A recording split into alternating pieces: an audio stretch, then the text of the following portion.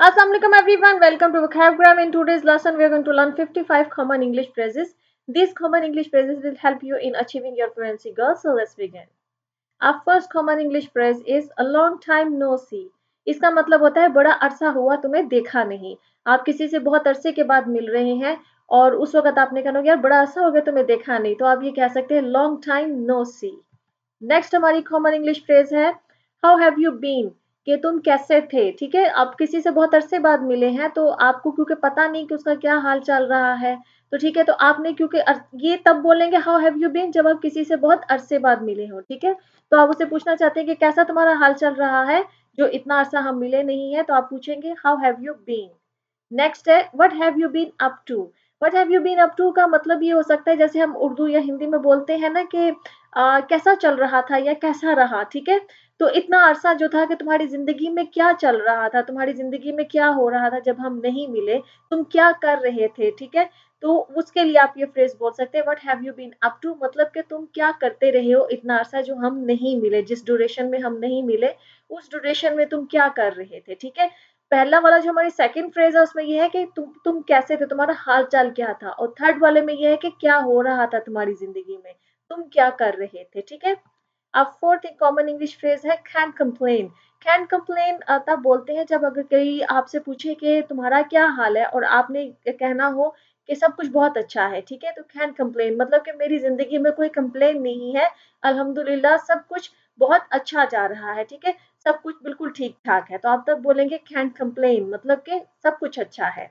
हमारी नेक्स्ट है no worries. No worries आप तब कहते हैं जब आपने किसी ने कोई गलती की और आपने किसी को कहना हो कि कोई बात नहीं परेशान मत हो। ठीक है, किसी से आपके कपड़ों के ऊपर कोई चीज गिर गई। ठीक है, ठीक है, और अब वो इंसान एकदम से बड़ा परेशान हो गया कि ओ गॉड मैंने आपके कपड़े खराब कर दिए, तो आपने से कहना हो कि कोई बात नहीं परेशान मत हो, तो आप तब कहेंगे नो वरीज। ठीक है, कि कोई बात नहीं, कोई मसला नहीं, परेशानी की कोई बात नहीं है। ठीक है, हमारी नेक्स्ट कॉमन फ्रेज है फेड अप।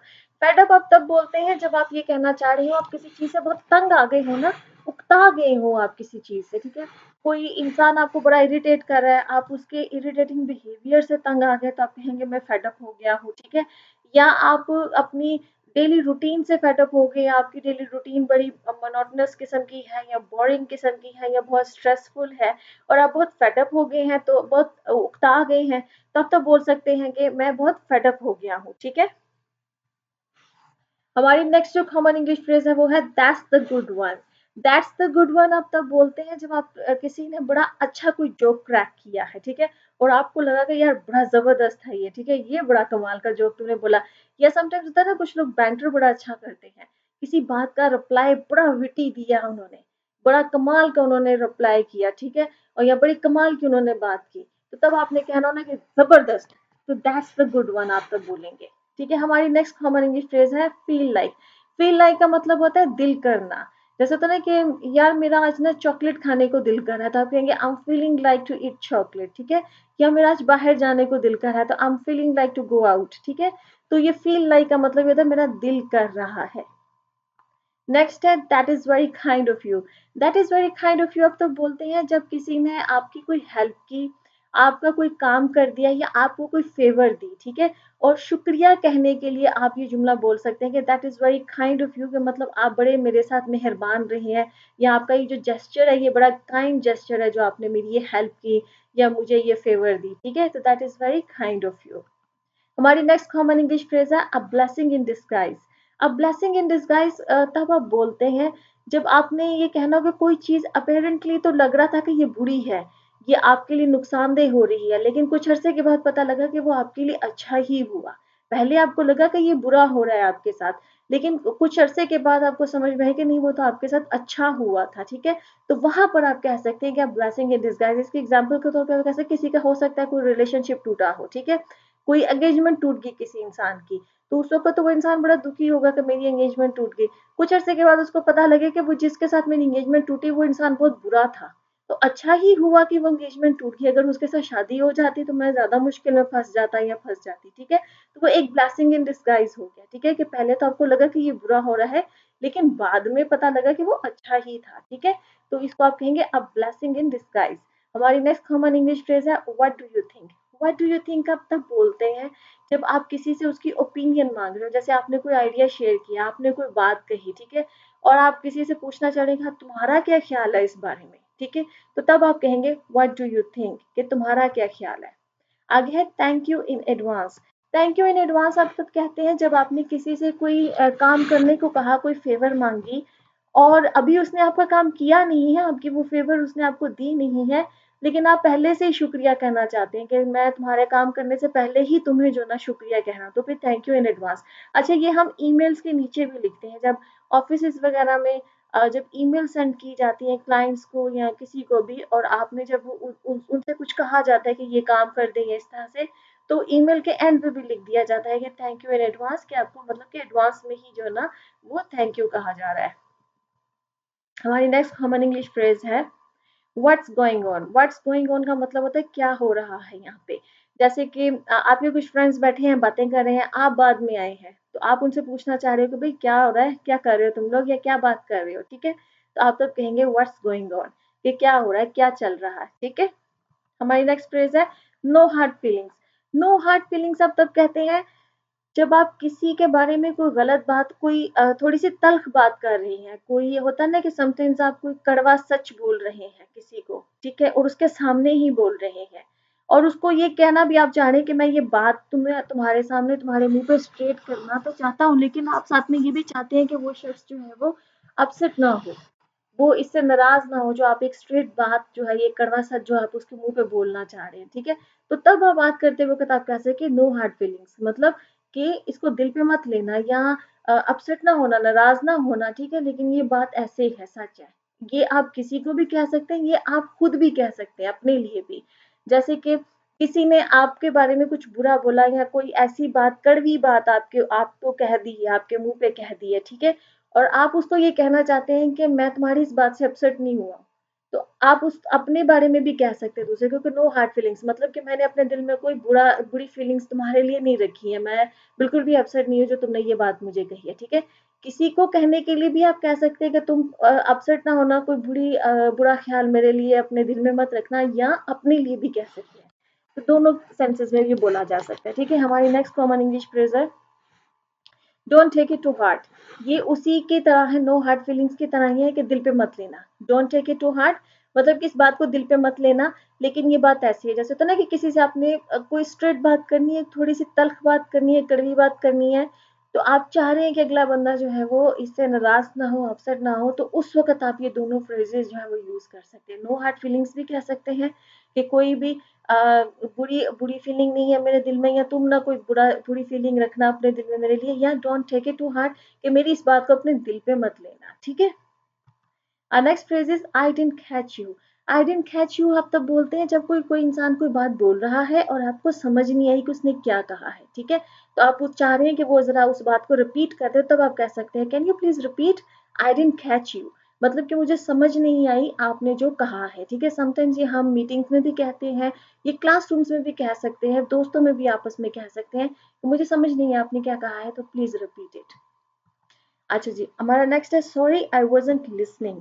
अच्छा, ये आप तब कहते हैं जैसे कि कोई इंसान आपसे कोई बात कर रहा है, ठीक है, और आपका ध्यान थोड़ी देर के लिए किसी और काम की तरफ हो गया, और उसने वो बात कह दी और आपने उसकी बात सुनी नहीं, तो फिर आप उसको पलट के कह सकते हैं सॉरी आई वाज़न्ट लिसनिंग, कि सॉरी मैंने सुना नहीं तुमने जो कहा, तो तुम अपनी कही हुई बात को रिपीट कर दो, ठीक है।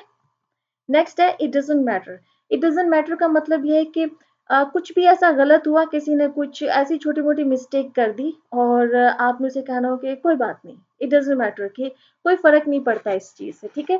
किसी भी बात पे अगर आपने इस सेंस में बात करनी ना कि इस चीज का कोई फर्क नहीं पड़ता है, तो आप कह सकते हैं इट डजंट मैटर। वो किसी की मिस्टेक भी हो सकती है, या कोई और सिचुएशन भी हो सकती है जहां पर आप ये कहना चाह रहे हो कि इस बात का ना मेरी जात पे कोई फर्क नहीं पड़ता है, तो आप तभी ये कह सकते हैं इट डजंट मैटर, कि कोई फर्क नहीं पड़ता इस बात का। हमारी नेक्स्ट कॉमन फ्रेज है फिंगर्स क्रॉस्ड। फिंगर्स क्रॉस्ड भी बहुत ज्यादा नेटिव स्पीकर्स जो है वो बहुत यूज करते हैं, जो भी इंग्लिश लोग बोलते हैं वो फिंगर क्रॉस्ड आपने बहुत सुना होगा। इसका मतलब ये होता है गुड लक, ठीक है, आप किसी को गुड लक विश करें। फॉर एग्जाम्पल आपका एक दोस्त है, वो स्टेज पे कुछ परफॉर्म करने जा रहा है, कुछ स्पीच देने जा रहा है, या कुछ भी, और आप उसे कहना चाह रहे हैं कि ओके गुड लक, अल्लाह करे कि तुम्हारा ये तुम्हारी परफॉर्मेंस है ना ये बड़ी बेस्ट हो जाए, ठीक है, तो आप किसको कह सकते हैं फिंगर्स क्रॉस्ड। या आप इंटरव्यू के लिए जा रहे हैं, ठीक है, तो आप खुद को ही गुड लक विश कर रहे हैं, तो आप तब भी कह सकते हैं फिंगर्स क्रॉस्ड कि मेरा जो इंटरव्यू है वो अच्छा हो जाए, या कोई और आपका दोस्त इंटरव्यू के लिए जा रहा है, ठीक है।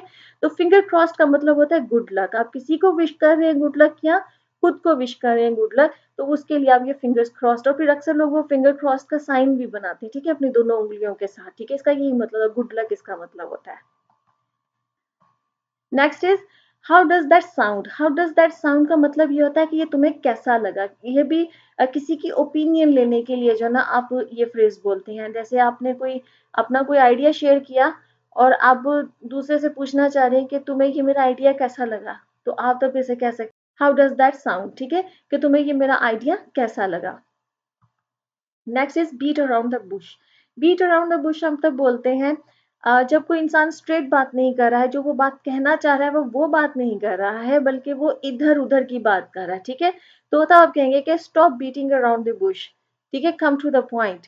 कि ये जो तुम बीट अराउंड द बुश कर रहे हो ना, जो इधर उधर की बात कर रहे हो, इसको स्टॉप करो, और जो मेन पॉइंट है जो तुम कहना चाह रहे हो वो बात करो, ठीक है। Next is better late than never. अच्छा, ये आपने अक्सर सड़कों पे वो बोर्ड्स वगैरह के ऊपर भी लिखा हुआ पड़ा होगा, ठीक है। ये ड्राइविंग के लिए इस्तेमाल होता है, बेटर लेट देन नेवर।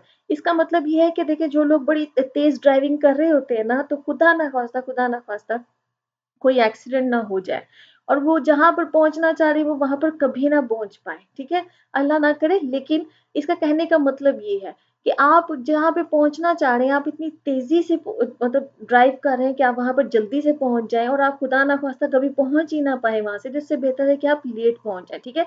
तो ना पहुंचने से लेट पहुंचना जो है वो बेहतर है, ये इस फ्रेज का मतलब है, ठीक है। और ये अक्सर आपने ट्रैफिक के जो लोग होते हैं जब इंस्ट्रक्शंस दे रहे तो उनको बोलते हुए सुना होगा, या अपने बोर्ड्स वगैरह पे भी रोड्स पे वो पढ़ा होगा, वहां पे लिखी होती है ये फ्रेज, ठीक है। नेक्स्ट है नेवर माइंड। नेवर माइंड का ये मतलब होता है कोई बात नहीं, ठीक है। जैसे कि आप किसी को कोई बात समझा रहे हैं और उसको समझ नहीं आ रही, आपने एक दफा समझाई उसको नहीं समझ आई, आपने दो दफा समझाई उसको नहीं समझ आई, आपने तीन दफा समझाई उसे समझ नहीं आई, तो आप एकदम से कहते हैं अच्छा भाई छोड़ो इस बात को। नेवर माइंड मतलब कि छोड़ो, कोई बात नहीं, नहीं तुम्हें समझ आ रही रहने दो, ठीक है। तो नेवर माइंड का मतलब होता है छोड़ो, छड्डो, कोई बात नहीं, ठीक है, ये इसका मतलब होता है। Next is oh that explains it. ये तब बोला जाता है ओह दैट एक्सप्लेन्स इट।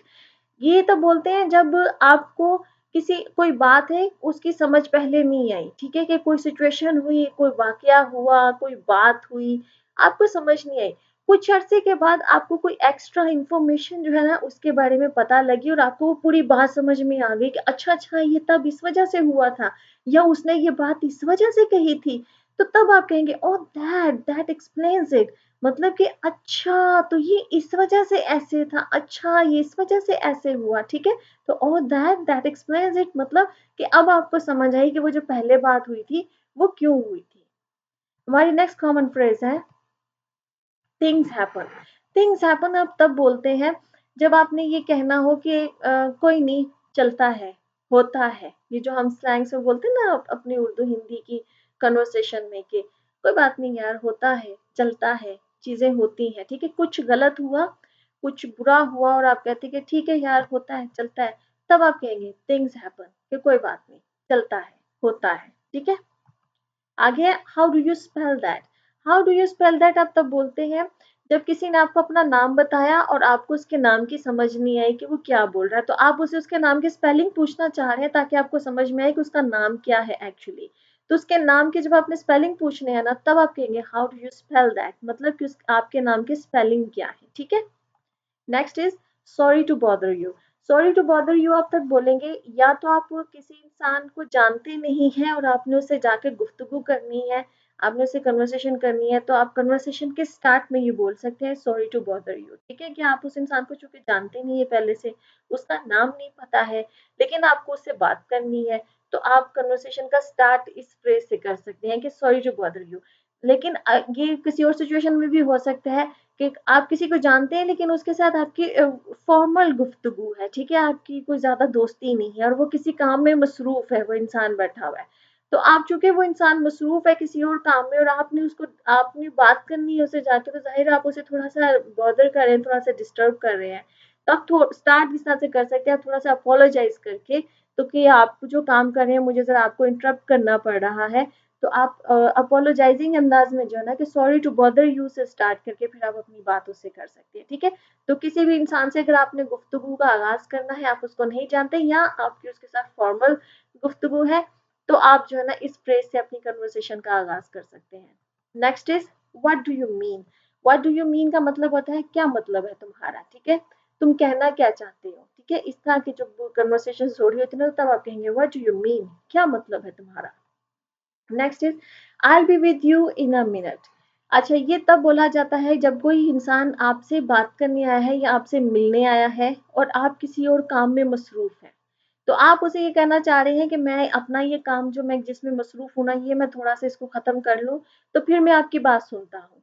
ठीक है, तो तब आप कहेंगे I be with you in a minute, कि मैं तुम्हारी 1 मिनट में बात सुनता हूँ। In a moment, in a minute दोनों यूज होते हैं। ठीक है, कि मैं आपकी अभी थोड़ी देर में बात सुनता हूँ, जरा मैं अपना ये वाला काम जो है वो खत्म कर लूँ। और जो हमारी नेक्स्ट ये फ्रेज है आई बी राइट विथ यू, ये भी इसी सेंस में है। ठीक है, कि कोई इंसान आपसे बात करने आया है लेकिन आप किसी और काम में मसरूफ हैं, तो आप चाह रहे हैं कि आप अपना वो काम पहले कंप्लीट कर लें फिर आप उसकी बात सुने, तो आप ये दोनों फ्रेजेस यूज कर सकते हैं, I be with you in a minute या I be right with you.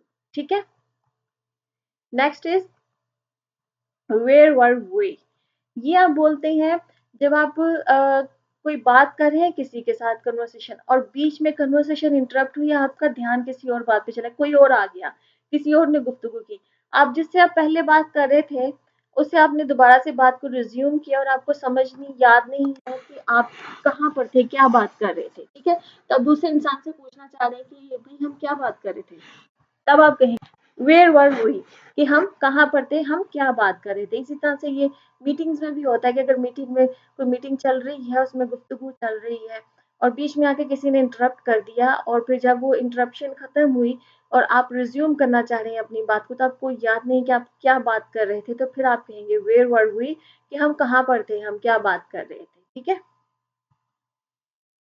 You were saying. You were saying हम तब कहते हैं तुम कुछ कह रहे थे। ठीक है, जैसे कि कोई कोई बात कर रहा था, आपका ध्यान किसी और बात की तरफ चला गया, वापस आप उसी इंसान को कहें और कहेंगे तुम कोई बात कर रहे थे, हाँ करो, तो फिर आप कहेंगे यू वर सेइंग कि तुम कुछ कह रहे थे, तुम कोई बात कर रहे थे। ठीक है, next is what time is our meeting. What time is our meeting का मतलब ये कि हमारी मीटिंग कितने बजे है। ठीक है, किसी से मुलाकात है, इवन के ऑफिस वगैरह में भी, कि हम मीटिंग का क्या टाइम है। ठीक है, तो what time is our meeting, कि हमारी मीटिंग कितने बजे है। Next is lucky you. Lucky you का मतलब ये है किसी को आप ये कहना चाह रहे हैं कि तुम कितने लकी इंसान हो। ठीक है, तो लकी यू, किसी की जिंदगी में कुछ अच्छा हुआ है, किसी को जॉब मिल गई है, उसका इंटरव्यू बहुत अच्छा गया है, उसने मार्क्स बड़े अच्छे लिए हैं, तो आप उसे कहना चाहते कि वाओ तुम ग्रेट, कि तुम बहुत लकी इंसान हो, तो लकी यू। ठीक है, ये किसी को विश करने के लिए भी है, किसी को लकी कहने के लिए है। That's not how I see it. ये आप तब बोलते हैं जब कोई इंसान अपनी ओपिनियन दे रहा है किसी चीज के बारे में और आपकी ओपिनियन वो नहीं है, आपकी ओपिनियन डिफरेंट है, तो आप ये कहना चाह रहे हैं कि नहीं, मेरा ये ख्याल नहीं है जो तुम कह रही हो। ठीक है, तो उसको इंग्लिश में आप कहेंगे that's not how I see it, कि मैं इस तरह से इस बात को नहीं देखता हूँ, मेरी ओपिनियन थोड़ी इससे डिफरेंट है। ठीक है, नेक्स्ट हमारी कॉमन इंग्लिश फ्रेज है आई फ्रीक्ड आउट। आई फ्रीक्ड आउट का मतलब ये होता है जब आपको बहुत किसी बात पे गुस्सा आ जाए। एक है गुस्सा आना, एक है शदीद किस्म का गुस्सा आना। ये जो शदीद किस्म का गुस्सा ना, ये फ्रीक आउट होना होता है। ठीक है, आप एकदम से आपको इरिटेट हो जाते हैं आप, और बहुत शदीद किस्म का किसी बात पे गुस्सा आया, तो आप तब कहेंगे आई एम फ्रीकिंग आउट या I freaked out. I am freaking out का मतलब ये कि मैं इस वक्त मुझे शदीद गुस्सा आ रहा है, या आप पुरानी बात कर रहे हैं तो आप कहेंगे कि उस टाइम पे ना मुझे बड़ा गुस्सा आया था, आई फ्रीक्ड आउट। ठीक है, तो ये पास्ट में हो जाएगी बात। नेक्स्ट हमारी जो फ्रेज है वो है good for you. Good for you जो है ना, ये नेगेटिव मीनिंग में भी इस्तेमाल होता है और पॉजिटिव मीनिंग में भी इस्तेमाल होता है। जैसे कोई इंसान आपको आके कहे मेरा इंटरव्यू बहुत अच्छा गया, मुझे जॉब मिल गई, तो आप कहेंगे गुड फॉर यू, कि बहुत अच्छा हुआ ये तुम्हारे लिए। ठीक है, अब सार्केस्टिक वे में भी लोग अक्सर कहते हैं, वैसे गुड फॉर यू नॉर्मली ज्यादातर लोग ना सार्कास्टिक वे में बोलते हैं किसी को तंज करने के लिए, तुम्हारे लिए यही अच्छा है, ठीक है, इस सेंस में भी बोलते हैं। तो ये आपको जज करना पड़ेगा कन्वर्सेशन पे कि कन्वर्सेशन का मूड क्या है, उस कन्वर्सेशन के मूड से आपको समझ में आएगी, अगले इंसान के कहने के अंदाज से आपको समझ में आएगी कि वो आपको नेगेटिव मीनिंग में कह रहा है या पॉजिटिव मीनिंग में कह रहा है। Next is you have got to be kidding me. You have got to be kidding me आप तब बोलते हैं जब आपको कोई बहुत ही सरप्राइजिंग किस्म की न्यूज मिले, आपको कोई ऐसी बात आकर बताए जो आपने एक्सपेक्ट नहीं की थी, आप कहेंगे क्या वाकई ऐसा है, you have got to be kidding me, कि क्या सच में ऐसा है। ये इस तरह के जुमला, इस तरह के सेंस देता है ये जो फ्रेज है, ठीक है, कि आप बड़े सरप्राइज्ड हुए और आपको अगले इंसान की बात पे यकीन नहीं आ रहा, तो आप कहेंगे you have got to be kidding me. Next है पुअर यू। पुअर यू का मतलब जैसे हम बोलते हैं ना, हाय बेचारा, ठीक है, ये इस सेंस में है ये जो ना इंग्लिश फ्रेज, कि जब किसी इंसान की जिंदगी में कुछ बुरा हुआ है और आपने कहा ना ओए होए बेचारा या तुम बेचारे, ठीक है, तो उसके लिए आप कहेंगे पुअर यू, ठीक है। Next is I am sorry to hear that. I am sorry to hear that का मतलब हम तब यूज करते हैं अगर खुदा ना खास्ता किसी के फैमिली में कोई डेथ हो गई है, ठीक है, और आपने अफसोस करना है, जैसे आपके किसी दोस्त की फैमिली में हो गई या आपकी किसी कुलीग की फैमिली में होगी, तो आप इसे कहना चाह रही हैं कि I am sorry to hear that your uncle passed away, या I am sorry to hear that your father passed away, ठीक है, कि मुझे बड़ा अफसोस हुआ कि तुम्हारी फैमिली में फला इंसान की जो है वो डेथ हो गई है, ठीक है। नेक्स्ट है हमारी चीयर अप। चीयर अप का मतलब ये होता है किसी को अगर आपने हौसला देना हो, ठीक है, या आपसे कहना हो कोई इंसान बड़ा उदास बैठा हुआ है या वो किसी चीज के गम में है, ठीक है, और आपने उसको थोड़ा सा ना हौसला देना, उसको थोड़ा सा खुशी की तरफ लेकर आना, तो आप उसे कहेंगे यार चीयर अप, के कोई बात नहीं यार, होता है, चीयर अप, के थोड़ा सा ना तुम खुश हो, ठीक है, उसको खुश करने की आप कोशिश करें, उसको चीयर अप कह रहे हैं आप, ठीक है। आगे है come on you can do it.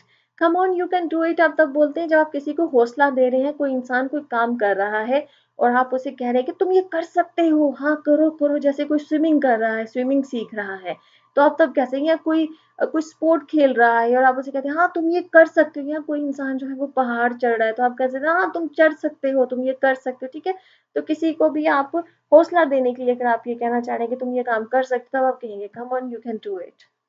हमारी नेक्स्ट फ्रेज है keep up the good work. Keep up the good work आप तब कहते हैं जब कोई इंसान बड़ा अच्छा कोई काम कर रहा है और आप उसको अप्रिशिएट कर रहे हैं और आप ये चाह रहे हैं कि वो अपना ये जो अच्छा काम है इसको कंटिन्यू रखे, इसको करता रहे वो, ठीक है, तो तब आप कहेंगे keep up the good work. Next है दैट्स ग्रेट। किसी ने बहुत अच्छा काम किया और आप उसको अप्रिशिएट करना चाह रहे हैं कि तुमने बहुत जबरदस्त किया, ठीक है, तो दैट्स ग्रेट आप तब बोलेंगे। हाउ वंडरफुल, ये भी आप तब बोलते हैं जब आप कहेंगे ना क्या जबरदस्त काम किया तुमने, हाउ वंडरफुल, के बहुत अच्छा किया, ठीक है, दैट्स ग्रेट, हाउ वंडरफुल, ये सब इसके। That's lit. दैट्स लिट जो है ये भी नेटिव स्पीकर्स बहुत बोलते हैं और आजकल वैसे ये बहुत कॉमन फ्रेज है दैट्स लिट, आपने अक्सर ये मूवीज वगैरह में, सॉन्ग्स वगैरह में भी सुना होगा दैट्स लिट। दैट्स लिट का मतलब यही होता है वंडरफुल, कि बड़ी जबरदस्त बात है, किसी का काम बहुत अच्छा लगा आपको और आपने कहना है कि बड़ा जबरदस्त हो गया भाई, ये तो बड़ी जबरदस्त बात है, ठीक है, तो तब बोला जाता है दैट्स लिट, ठीक है। नेक्स्ट है जी there you go. There you go का मतलब ये होता है जब कोई इंसान बड़े अरसे से कोई चीज करने की कोशिश कर रहा है और इतनी एफर्ट के बाद फाइनली जब वो इंसान सक्सेसफुल होता है, तो आप तब कहेंगे उसे देयर यू गो, कि फाइनली तुमने अपनी सक्सेस जो है वो हासिल कर ली, तुम जो कर रहे थे तुम उसमें कामयाब हो गए, ठीक है, तो देयर यू गो, ठीक है। Next is there is no room for doubt, कि इस चीज में मुझे किसी किस्म का कोई डाउट नहीं है, कोई शुबा नहीं है, कोई शक नहीं है, किसी मामले में आप बहुत क्लियर है ना, तो आप दूसरे इंसान को ये कहना चाहते हैं कि मैं 100% क्लियर हूँ कि ये बात ऐसी है, मुझे किसी किस्म का कोई डाउट नहीं है, ठीक है, तो तब आप बोलेंगे there is no room for doubt, कि इसमें कोई डाउट वाली बात ही नहीं है, ठीक है। Next is you should go an extra mile. You should go an extra mile आप तब बोलते हैं जब किसी इंसान को आप मजीद हार्ड वर्क करने का कहना चाह रहे हैं, ठीक है, कोई इंसान कोई काम कर रहा है और आप उसे चाह रहे हैं कि आप वो मजीद और हार्ड वर्क करे और काम करे और एफर्ट डाले इसके अंदर, तो तब आप ये फ्रेज बोलेंगे you should go an extra mile, कि तुम्हें थोड़ा और हार्ड वर्क करना चाहिए, तुम्हें थोड़ी और एफर्ट डालनी चाहिए। और ये जो स्टेप अप योर गेम है हमारी नेक्स्ट फ्रेज, ये भी इसीलिए है कि स्टेप अप योर गेम मतलब कि अपनी अपनी एफर्ट्स को मजीद बढ़ा दो, इसमें और जो है ना एफर्ट डालो अपने काम के अंदर, ठीक है। Next is pull yourself together. Pull yourself together आप तब बोलते हैं जब कोई इंसान थोड़ा टूट जाए, ठीक है, जब इतना वो दिल बर्दाश्ता हो जाए, इतना किसी बात से वो निराश हो जाए कि जैसे होता है ना एक पॉइंट आता है कि इंसान बस टूट जाता है और वो अपनी पूरी हिम्मत जो है ना वो हार जाता है और उसको लगता है कि बस अब खत्म हो गया, ठीक है। तो तब अगर आपने किसी इंसान को हिम्मत देनी है तब उसे कहेंगे कि पुल योरसेल्फ टुगेदर, के मतलब खुद को फिर से जोड़ो, फिर से अपनी हिम्मत को अपने अंदर जो है ना वो इकट्ठा करो और फिर से अपनी एफर्ट जो है ना दोबारा से लगाना शुरू करो, ठीक है। तो वो जो फिर से अपनी हिम्मत को इकट्ठा करना है ना उसको कहते हैं पुल योरसेल्फ टुगेदर, ठीक है। हमारी नेक्स्ट फ्रेज है यू सोल्ड मी। ये आप सेल्समैन के साथ ये वाली फ्रेज जो है ना इस्तेमाल कर, जैसे कोई इंसान को चीज बेच रहा है, आप पहले कन्विंस नहीं हो रहे हैं उससे वो चीज खरीदने के लिए, ठीक है। जो सेल्समैन या सेल्स गर्ल्स आती हैं वो आपको वो चीज को खरीदने के लिए बार बार कन्विंस करते हैं, ठीक है। और फाइनली एक पॉइंट पे जाकर आप कन्विंस हो जाते हैं तो तब आप कहेंगे यू सोल्ड मी, मतलब कि तुमने बेच दी अपनी चीज, मुझे दे दो, मैं खरीदने के लिए तैयार हूँ, ठीक है। तो ये फ्रेज आप तब बोलते हैं यू सोल्ड मी, मतलब तूने बेच दी अपनी चीज मुझे, ठीक है। Next is couldn't care less। couldn't care less आप तब बोलते हैं जब आप किसी बात में इंटरेस्टेड नहीं है, ठीक है, आपको बहुत बोरिंग लग रही है बात, आप लीस्ट इंटरेस्टेड हो, तो आप तब कहेंगे आई couldn't care less, कि मुझे इस चीज में ना कोई इंटरेस्ट नहीं है, मैं तुम्हारी बात नहीं सुनना चाहता, ठीक है। तो couldn't care less या आई couldn't care less, कि मैं तुम्हारी बात में कोई इंटरेस्ट नहीं ले रहा हूँ, इट्स बोरिंग फॉर मी, मैं नहीं सुनना चाहता, ठीक है। नेक्स्ट है जी this is a no brainer. This is a no brainer आप तब कहते हैं जब आपको किसी डिसीजन में कोई वक्त नहीं लगा, कोई चॉइस आपके सामने आई और आपने फौरन डिसीजन ले लिया, आप बिल्कुल क्लियर थे, आपका माइंड 100% क्लियर था आपको क्या करना है, ठीक है। तो आपने फौरन से जब डिसीजन लिया तब कहेंगे this is a no brainer, मतलब कि मुझे इसमें कुछ सोचने की जरूरत नहीं पड़ी है, मुझे पहले से ही पता था मुझे क्या करना है, इट्स एन इजी डिसीजन, ठीक है। तो दिस इज नो ब्रेनर। आगे gee I screwed up. I screwed up अब तब बोलते हैं जब आपसे कोई गलती हुई है, आपने कुछ गलत कर दिया है, ठीक है, और आप अपनी गलती को एडमिट कर रहे हैं, आपसे कुछ गलत हो गया है, आपने चीजें खराब कर दी हैं और अब आप सबके सामने एडमिट कर रहे हैं कि हाँ भाई मेरी गलती है, मैंने गलत किया है, मैंने खराब किया है सब कुछ, तब आप कहेंगे आई स्क्रूड अप, ठीक है। और हमारी लास्ट फ्रेज है can you cover me. Can you cover मी आप तब बोलते हैं जब आप किसी दूसरे को ये कहना चाह रहे हैं कि तुम थोड़ी देर के लिए मेरा काम कर दो, कि जैसे आप कोई काम कर रहे हैं और आपको कहीं और जाना है, ठीक है, तो आप किसी दूसरे को कहते हैं कि तुम थोड़ी देर के लिए ये मेरा काम कर दोगे, तब आप कहेंगे कैन यू कवर मी। एक और सेंस में भी कैन यू कवर मी इस्तेमाल होता है जब आप कोई बात करें और आपके मुंह से स्लिप ऑफ टंग हो गया है, मतलब कि आपके मुंह से कोई गलत जुमला निकल गया है और अब आपको समझ नहीं आ रही कि आप अपने उस गलत बात को कवर कैसे करें, तो अपने साथ वाले दोस्त को आप कहना चाहेंगे तुम मेरी हेल्प करो इस बात को कवर करने में, तो तब भी आप कह सकते कैन यू कवर मी, कि प्लीज जरा मुझे हेल्प करो इस बात को कवर करने में, मैंने गलत बोल दिया और मुझे समझ नहीं आ रही है कि मैं अब इस जुमले को कवर कैसे करूं, ठीक है।